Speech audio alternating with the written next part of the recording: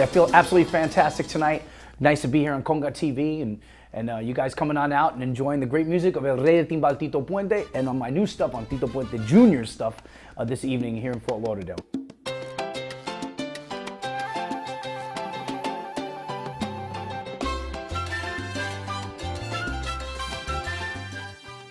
I just recently did Dancing with the Stars. I got to thank Cheryl Burke, and she did a fabulous job and that great routine. And thank you for being influenced by my father and my music. And it was a fantastic opportunity for me to showcase Tito Puente Jr. style of playing, and it really kept the tradition of ballroom dancing. And I think that's what's missing a lot in America, that Latin ballroom dancing. It really was the essence of the Mambo era back in the 1950s in New York City, the Palladium.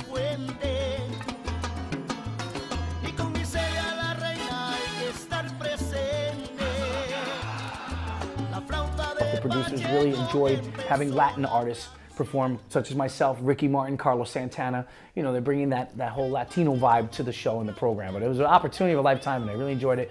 Hey, maybe one day I'll be a contestant.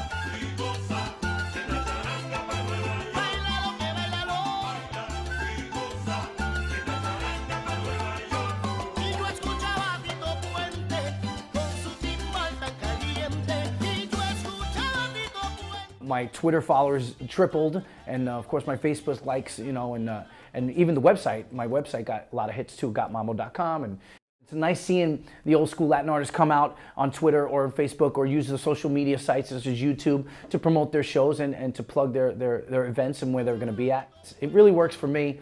I like doing it, and it drives record sales, and it does really well.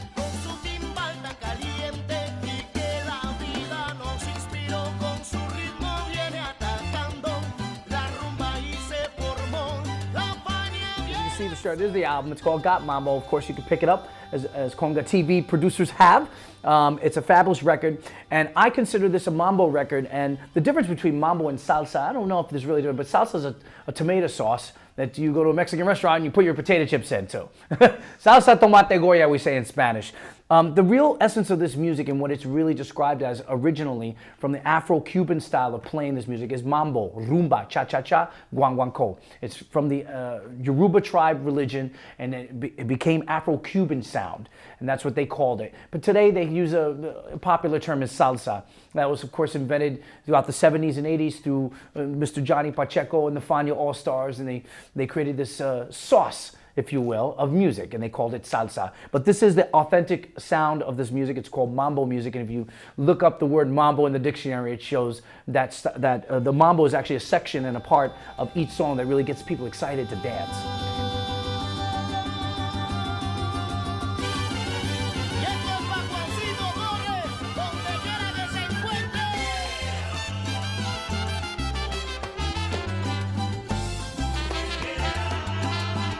I did this album called In My Father's Shoes and Los Pasos de Mi Padre, and I did all Tito Puente songs. And it was all the hit songs that he had from the 1950s all the way through the 70s, and it's really, it was something from my heart. I was a little nervous about doing it, but it was my first dabble into the salsa mambo music world. And I'm proud to say it did fabulous. It was a great record, and we did some great touring from it. And they did a BET special, and they really enjoyed, and it combined the two worlds, you know, of Americano music and Latin music, and it really shined really well for me. It was probably one of my better records that I've made throughout the years, and I was really proud of it.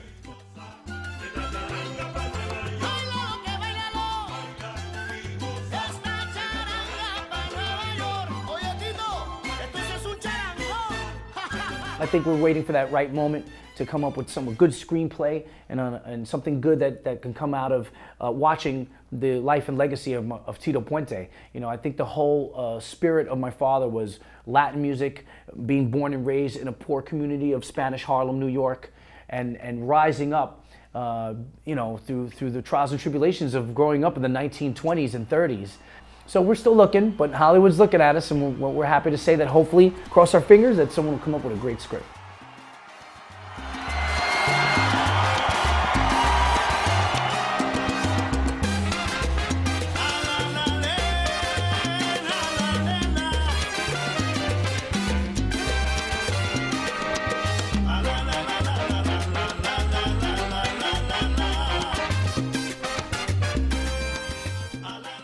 When you come to a Tito Puente Jr. concert, not only you get to dance, but you get an educational process too. And it's great because I think it's important for the youth of today to understand and remember who Tito Puente was.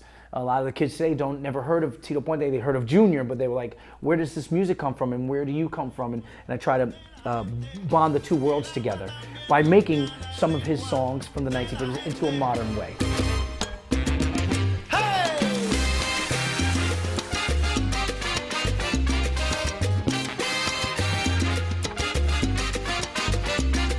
The music is timeless. When you come to the Puente Jr. concert, you'll hear some timeless songs that everybody knows the words. We've traveled around the world and go figure, we've been to Japan and China and Korea and places that you couldn't even imagine, Nepal just recently, and they didn't even know the language, but they knew the words to the songs, and it's in Spanish, and people just love dancing, and they gravitate towards it.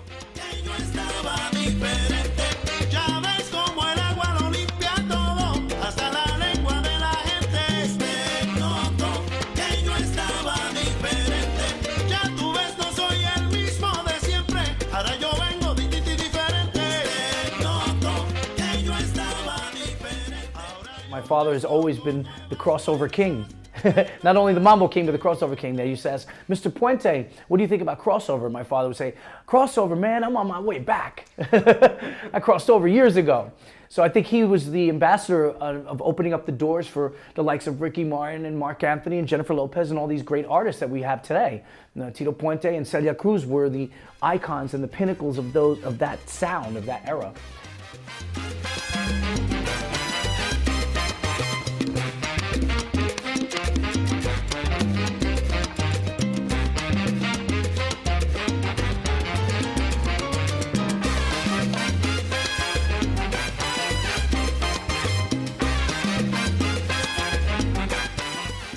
I got a whole new generation of people loving Oye Como Va. It's one of those songs that are just timeless and people love it. I heard it in a karaoke bar one night. I heard it in an elevator. You hear it in the most amazing places. You'll hear Oye Como Va. I think I heard it on an airline one time. Like I was checking in. I was like, is that Oye Como Va? It's one of those songs that just penetrate and travel around the world. It's one of those tunes that really, really is a remarkable hit that my father created from that cha-cha-cha feel. Oye, como va, sing it! Absolutely, it's my father's signature standard song. It's part of our repertoire. It's always been. My father called it the money song. It's one of those songs that just universal language. Everybody knows the lyrics and the tune. And my father wrote the song way back in the 1960s. And of course, the great Carlos Santana did this awesome remake in a rock version in the 70s. And the song has been timeless. It's been timeless. I actually recorded it back in 1996, and I had a #1 hit in a dance version. I did like a dance version, so the nightclubs really enjoyed it.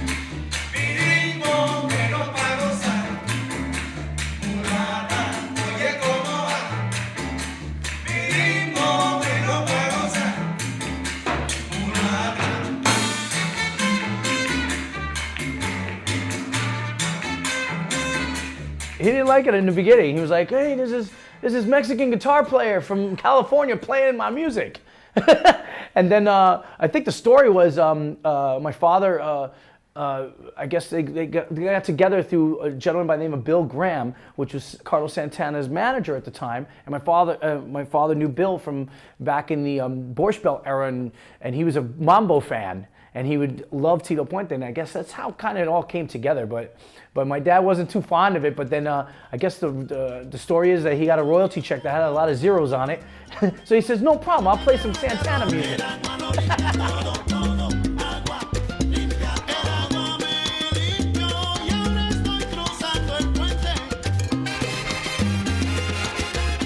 The next record I'm doing right now, we have all the songs kind of put it together right now. We just compiled it.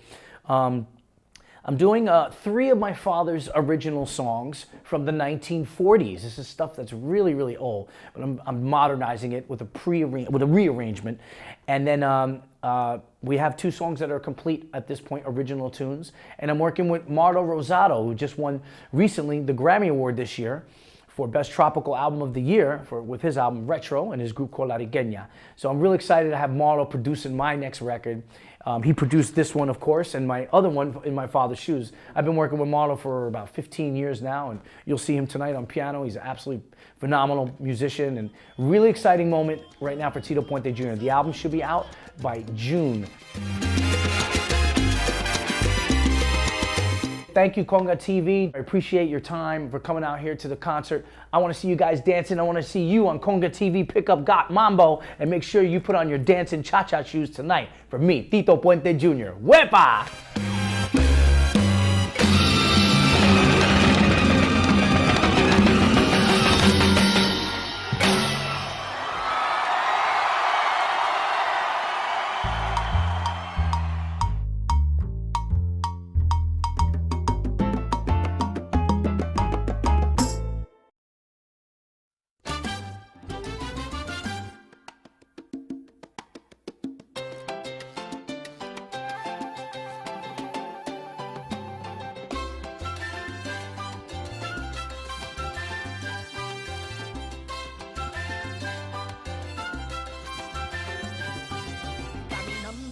Las calles de mi querida Nueva York, recordando travesuras que de joven hacía yo, cuando me escapaba por la ventana para ver a las orquestas hasta la madrugada.